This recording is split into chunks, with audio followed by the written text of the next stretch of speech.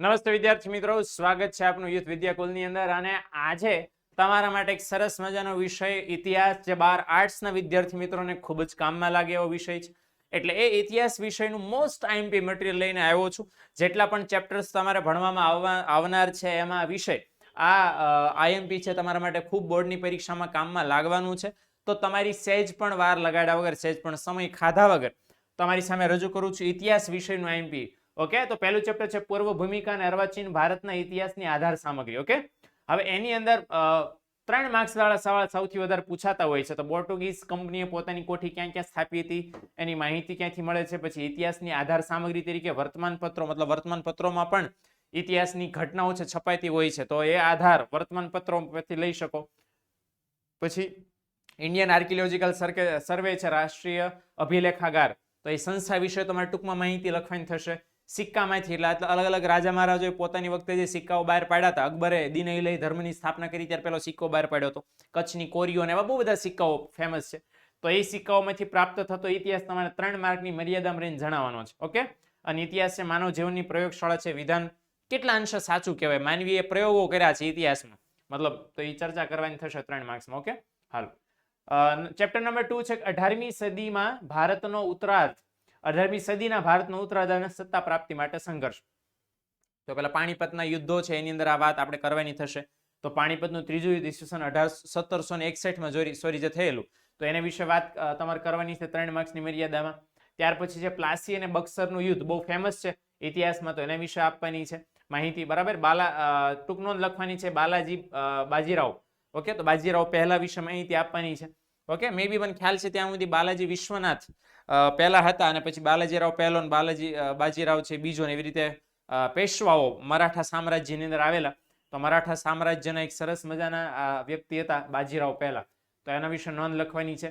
18મી સદીમાં પંજાબનો એક શક્તિશાળી રાજ્ય તરીકે કઈ રીતે ઉદય થયો પંજાબમાં, બરાબર, શીખ ધર્મની સ્થાપના થઈને, તો એ બધા બરાબર ને, તો એ વાત કરવાની છે તમારે. પણ 3 માર્ક્સની મર્યાદામાં રહીને યાદ રાખજો, ઇતિહાસ એવો વિષય છે જેટલું ખેંચો ને જેટલું લખો એટલું લખી શકાય, પણ ફેક્ટ્સ ને ધ્યાનમાં રાખીને જેટલું તમે લખી શકો મર્યાદામાં એટલું રાખજો, નહીતર ટાઈમ ઘટશે પાછળ તમારા માટે. ઓકે, ચેપ્ટર નંબર 3 છે ભારતમાં યુરોપિયનોનું આગમન.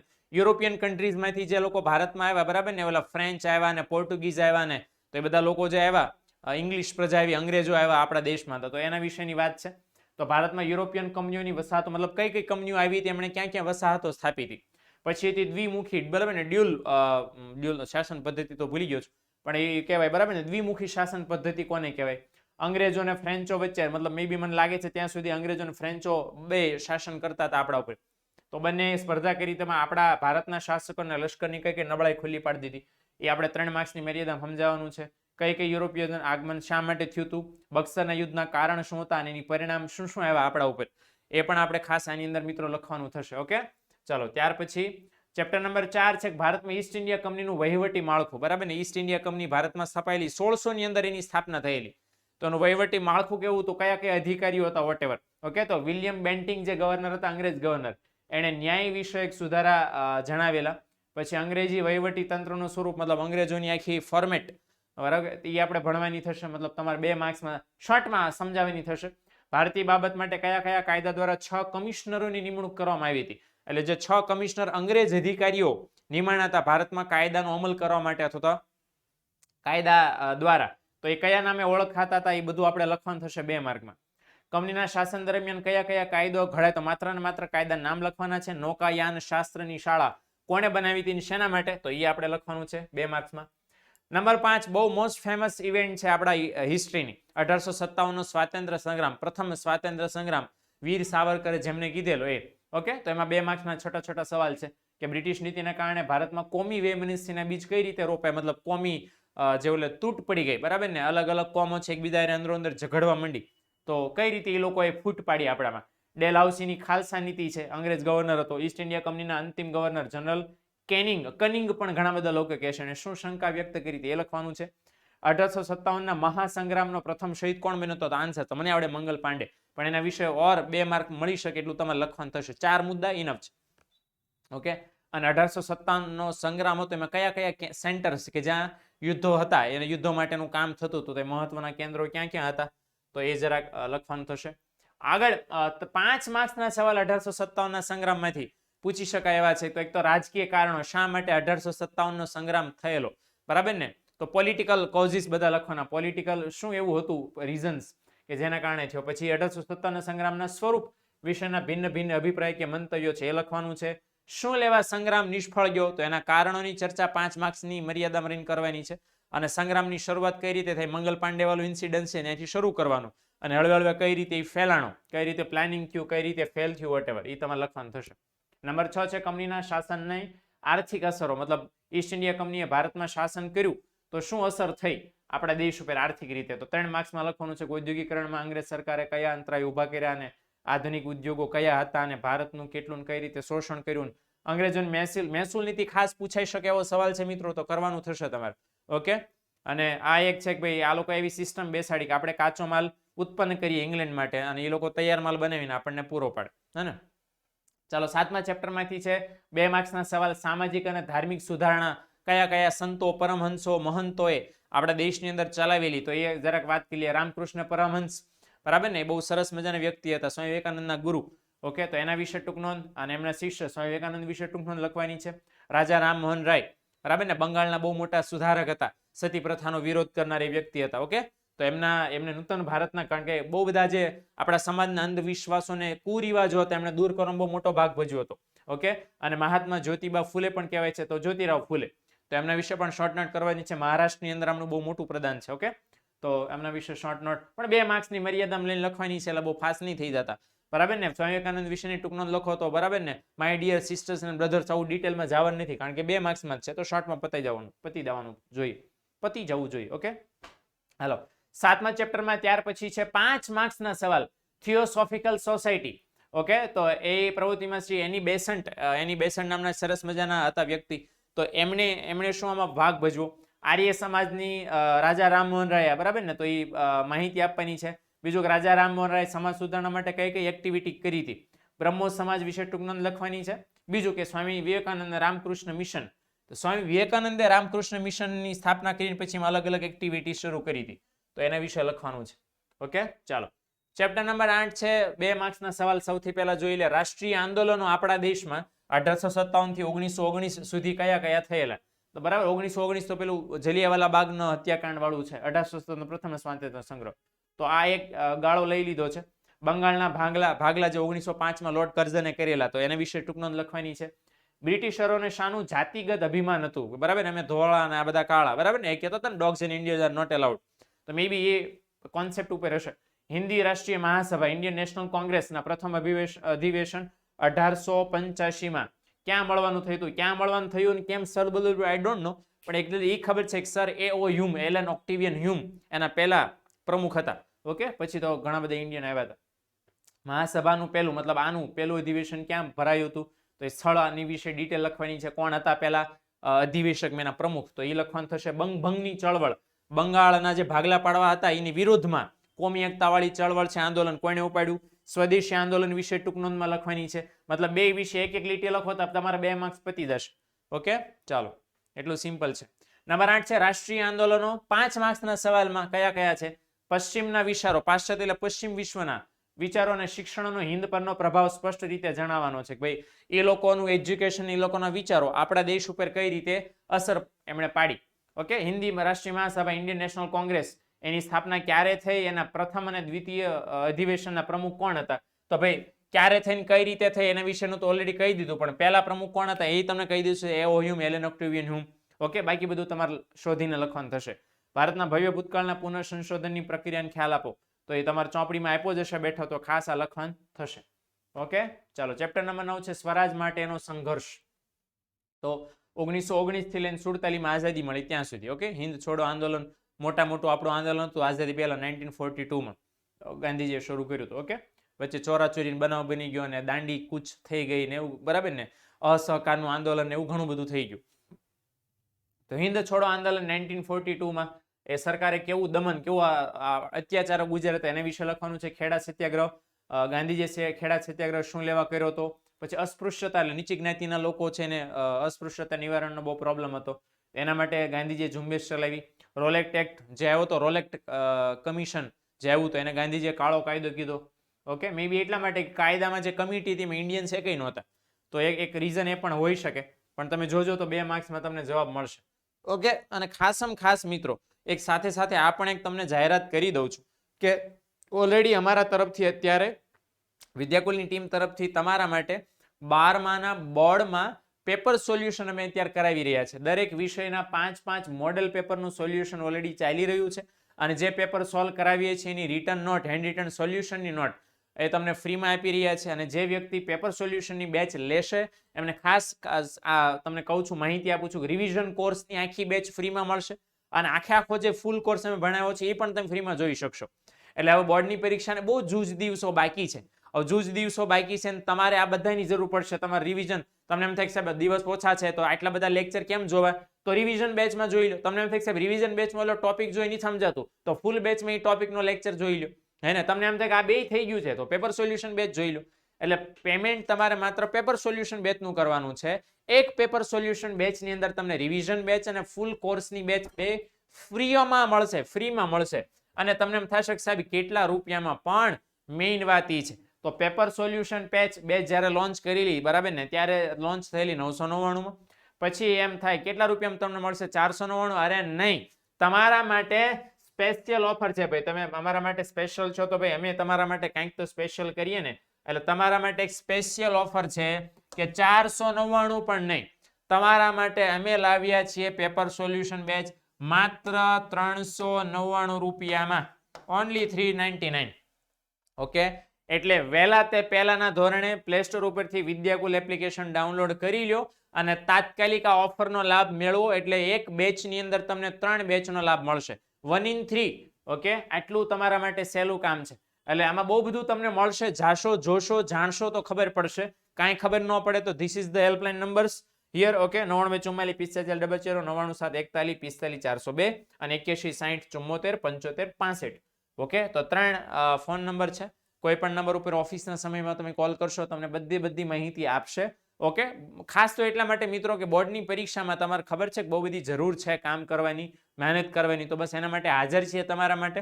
તો ખાસ ને ખાસ બરાબર ને, ગુજરાતમાં સૌથી વધારે અસરકારક શિક્ષણ અમારો આપવાનો પ્રયત્ન તમારા માટે છે, તો આ તક ચૂકતા નહીં. ઓકે, ચાલો 10મું ચેપ્ટર જોઈએ, પ્રગતિનો પંથ અને સુદ્રઢ રાષ્ટ્ર નિર્માણની પ્રક્રિયા. ઓકે, તો એના માટે 3 માર્ક્સમાં આ સવાલ છે. તમારે આવું બધા સવાલ નહીં વાંચી જાવ કારણ કે 17 ચેપ્ટર છે.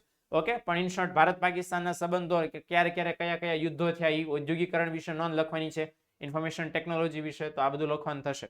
ઓકે, ચાલો ચેપ્ટર નંબર 11 છે આધુનિક યુગનો પ્રારંભ. ઓકે, તો આધુનિક યુગનો પ્રારંભ મતલબ આઝાદી પછીની જ આ વાત હશે કે નવ જાગૃતિનો ઉદ્ભવ ઇટાલીમાં શાંતિ થયો. મતલબ આ ઇન્ડિયામાં તો નહીં, માફ કરજો, ઇન્ડિયાની બહાર. બરાબર, અમેરિકન સંસ્થાન વર્ષો સ્ટેમ્પ એક્ટનો વિરોધ કર્યો. સ્ટેમ્પ એક્ટ એટલે શું? નવ જાગૃતિના 4 લક્ષણો 2 માર્કમાં તમારે લખવાના છે. ઓકે, ગ્રેગરિયન કેલેન્ડર લખવાનું થશે. તો આ બધા આધુનિક યુગના વિચારો છે, એને લગતા બધા પ્રશ્નો છે. ઓકે, જોસેફ મેઝિની ને એ બધા છે. તો આ બધા સવાલ તમારે 2 માર્ક્સમાં લખવાના થશે. આ તો જસ્ટ તમને એક આપું છું. બાકી આની પીડીએફ તમને આ જે લેક્ચર છે ને ડિસ્ક્રિપ્શનની અંદર મળી રહેશે. ઓકે, જરાક ચેક કરજો પ્લીઝ. ચલો, 19મી સદીના અંતે વિશ્વની સ્થિતિથી પ્રથમ વિશ્વયુદ્ધના અંત સુધીનો આ એક આખું ચેપ્ટર છે. ઓકે, તો પ્રથમ વિશ્વયુદ્ધના અંત સુધી, મતલબ પહેલું વિશ્વયુદ્ધ થઈ ગયું છે આમાં, તો રશિયન ક્રાંતિમાં વિચારકોએ આપેલો ફાળો છે એ લખવાનો છે. દાંતે ને એ બધા આવતા હતા. દાંતે ફ્રાન્સમાં આવતા કે રશિયામાં આવતા, આઈ રીલી ડોન્ટ નો. બરાબર, પણ એક આવતા. તો પ્રથમ વિશ્વયુદ્ધનો મુખ્ય ઘટનાક્રમ વિશે, એટલે કઈ રીતે પ્રથમ વિશ્વયુદ્ધ શરૂ થયું, 3 માર્ક્સમાં છે.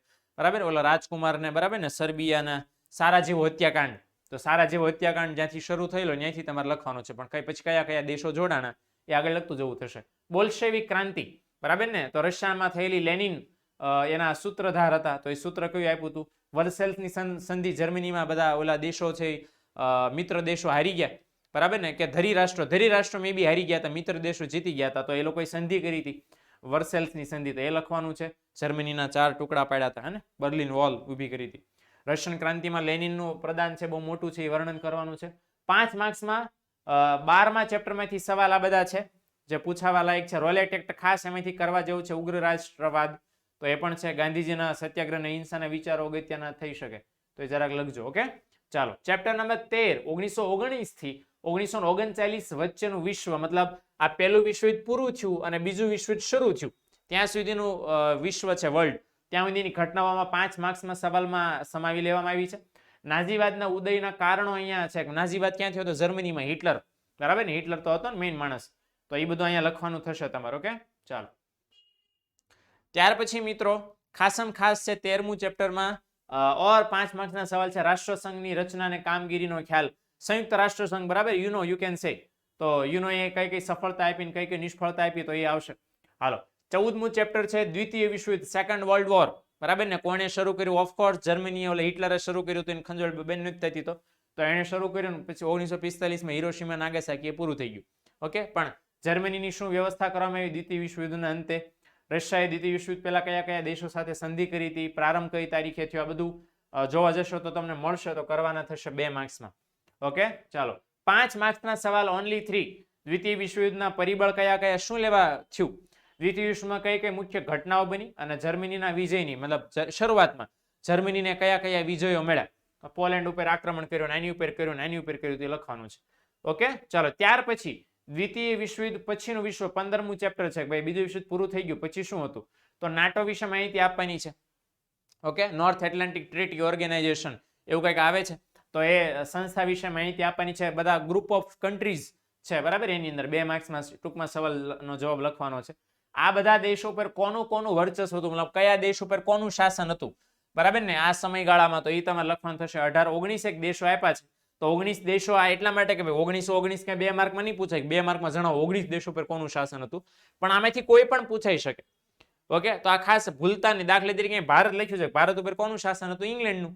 એવી રીતે જેટલા દેશો ઉપર શાસન હતું જરાક જોઈ લેજો. ઓકે, મોસ્ટ ઓફ મને એવું લાગે છે ત્યાં સુધી બધા મોટા ભાગના આમાંના દેશો પર અંગ્રેજોનું શાસન હતું, મોટા ભાગના દેશો પર. ઓકે, ચાલો. નંબર 15 દ્વિતીય વિશ્વયુદ્ધ પછીનો વિશ્વમાં 2 માર્ક વાળા સવાલ. બિન જોડાણવાદ એટલે શું? આર્નોલ્ડ ટોયનબીનો મૂડીવાદ, લોકશાહી. એટલે આમાં જો ચોથો સવાલ તમને એમ લાગશે બહુ મોટો છે, પણ મૂડીવાદી શાસન વ્યવસ્થા અમેરિકાની અને સામ્યવાદી સમજવાદી છે શાસન વ્યવસ્થા સોવિયત યુનિયન એટલે રશિયાની. એ બંનેને કઈ રીતે આર્નોલ્ડ ટોયનબી કમ્પેર કરે છે, તો એ તમારે સમજાવવાનું થશે. ઓકે, જર્મનીમાં યહૂદીઓને કોણે મારી નાખ્યા હતા? હિટલરે. આપણને ખબર જ છે. તો એ માનતો હતો કે આ લોકોને જીવવાનો હક નથી એમ કરીને, તો તમે જાણતા હશો, વાંચેલું હશો તો.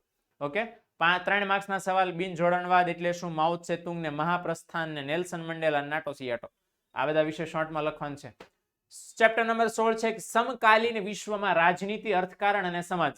ઓકે, તો સમકાલીન એટલે અત્યારનું જે આપણું રિસન્ટ જે લાઈફ ચાલી રહી છે એમાં પોલિટિક્સ, ઇકોનોમિક્સ અને સોસાયટી આપણી, તો એના વિશે. તો આતંકવાદ વૈશ્વિક સમસ્યા છે, એ 2 માર્ક્સમાં શોર્ટમાં સમજાવવાનું છે, કારણ કે આ બધા વિશ્વને નડે છે. સમવાય તંત્ર વિશે નોંધ, પ્રમુખ શાસન વ્યવસ્થા કોને કહેવાય, અને આતંકવાદ એટલે શું. ઓકે, તો આ 2 અલગ અલગ છે, જરાક જોજો તો ખ્યાલ આવશે. ઓકે, 3 માર્ક્સના સવાલ છે સામ્યવાદની માહિતી, રશિયા વિશે ભણો એટલે આવી જાય, ચીન વિશે ભણો તો આવી જાય. ઓકે, સમકાલીન વિશ્વમાં શાસન વ્યવસ્થાના સ્વરૂપો, અને કોઈ પણ 4 સમસ્યા વર્તમાન સમયની લખવાની છે. આધુનિક વ્યવસ્થાના સ્વરૂપો, ટેરરિઝમ એટલે શું, એના ઉદ્ભવ માટે કયા પરિબળો જવાબદાર છે, કઈ કઈ લોકો એક્ટિવિટી કરે છે. તો આ 5મો સવાલ બહુ મોસ્ટ રિસન્ટ છે, તો જરાક કરજો. 17મો છે વિજ્ઞાન અને ટેકનોલોજીને લીધે સમાજ અને સંસ્કૃતિમાં આવેલા પરિવર્તનો, એટલે એ લોકોએ જે સાયન્સ અને ટેકનોલોજીમાં જે બધા કર્યા છે કામ, તો આપણા સમાજમાં શું એના ચેન્જ આવ્યા છે. મોબાઈલ તો ખબર જ છે આપણને, તો 2 માર્કમાં જોઈ લો. જીવ વિજ્ઞાન, બાયોલોજીમાં સંશોધનો શું થયા. ન્યૂઝપેપર્સમાં સામાજિક મહત્વ શું છે. માહિતી પ્રૌદ્યોગિકી એટલે ઇન્ફોર્મેશન ટેકનોલોજી, બરાબર? ઇન્ટરનેટ ઇન્ટરનેટ આવ્યું છે, સોશિયલ મીડિયા આવ્યું છે, મોબાઈલ વાયરલેસ થયા છે, કમ્પ્યુટર્સ વાયરલેસ થયા છે, બધું વાયરલેસ થવા માંડ્યું છે. સોશિયલ મીડિયાની સારી ખોટી બંને બાબતો. હવે આ તો એવું છે કે તમને એમ નામ આવડે શું કેવું, હે ને? સોશિયલ મીડિયા વાળું. મલ્ટીનેશનલ કલ્ચર એટલે એક દેશનો માણસ બીજા દેશમાં જાય, એની વસ્તુ અહીંયા પહેરે, આની વસ્તુ ત્યાં પહેરે, એનું અહીંયા ખાય, આનું ત્યાં ખાય, તો એ મલ્ટીનેશનલ કલ્ચર, એ પણ ખાસ છે. 5 માર્ક્સમાં સૂર્ય ઉર્જા અને જળ ઉર્જાનો પરિચય દેવાનો છે. એટલે પરિચય એટલે ખ્યાલ નથી કહેવાનું કે સૂર્યમાંથી મળે સૂર્ય, જળમાંથી મળે જળ, સમજાવવાનું છે. ફિલ્મ ઉદ્યોગના વિકાસની રૂપરેખા આપવાની છે. પહેલી પિક્ચર કોણે બનાવીને, કલર પિક્ચર કઈ બનાવીને, ક્યાં શું છે, કઈ રીતે કોણે પાયા નાખ્યા, એ બધું છે બુકમાં. ટેલિવિઝન અને રેડિયો. ઓકે, તો આકાશવાણી છે રેડિયો માટે લાગુ પાડે છે, પ્રસાર ભારતી ને એવું બધું. ઓકે, તો એ સંદેશ વ્યવહારમાં સ્થાન એનું સ્પષ્ટ કરવાનું છે. એન્ટીબાયોટિક દવાથી હું ફાયદો થાય દેશના લોકોને, એ કહેવાનું છે. અને ઔદ્યોગિક ઉત્પાદન કરનારા વધારનારા પરિબળો આપણે સમજાવવાના છે કે એવું કયું છે ટેકનોલોજી જેથી આપણા પરિબળો વધી જાય. ઓકે, ત્યાર પછી છે 20મી સદીના વિદ્વાનો, વિદ્વાન ટેકનોલોજીનો યુગ હું લેવા કે છે એ તમારે લખવાનું છે. અણુ ઉર્જા વિશે માહિતી આપવાની છે. ન્યૂઝપેપર કઈ રીતે આપણા અસરકારક ભૂમિકા ભજવે છે એ લખવાનું છે. આખું વિશ્વ કેમ નાનું ગામડું બની ગયું, બહુ બધી વાર આ સવાલ હોય છે. 9મો સવાલ ખાસ કરજો. અને બાયોલોજીમાં થયેલા સંશોધનો ડિટેલમાં આપણે 5 માર્ક્સ છે તો સમજાવવાના થશે. ઓકે મિત્રો, તો અહીંયા સુધી આ 17 ચેપ્ટર્સમાં ટોટલ જેટલું મારાથી તમને ઝડપથી શોર્ટમાં આપી શકાય એટલું આઈએમપી આપવાનો પ્રયત્ન કર્યો છે. મને આશા છે કે તમે મારા ઉપર વિશ્વાસ મૂકશો, આ પ્રમાણે કરશો તો મને વિશ્વાસ છે કે બોર્ડની તૈયારીમાં તમને પ્રોબ્લેમ નહીં આવે. ઓકે, અને આવા નવા બીજા વિષયો તમારા માટે ખાસ લઈને આવશું. એટલે જો તમને વિડીયો ઉપયોગી લાગ્યો હોય, મદદરૂપ લાગ્યો હોય, કદાચ તમારા માટે ઉપયોગી ન હોય પણ તમારો આર્ટ્સમાં ભણતો મિત્ર છે એને ઉપયોગમાં આવે એમ હોય તો પ્લીઝ એને શેર કરજો. ચેનલને ખાસ સબસ્ક્રાઇબ કરજો, જેથી આવા નવા વિડીયો અમે જ્યારે લઈને આવીએ તો તમારા સુધી પહોંચી શકે. અને જો વિડીયો ગમ્યો હોય તો મિત્રો લાઈક કરજો. ઓકે, નેક્સ્ટ વિડીયો ટૂંક જ સમયમાં લઈને તમારી સામે આવી રહ્યો છું. આવજો, Tata, bye bye, C you.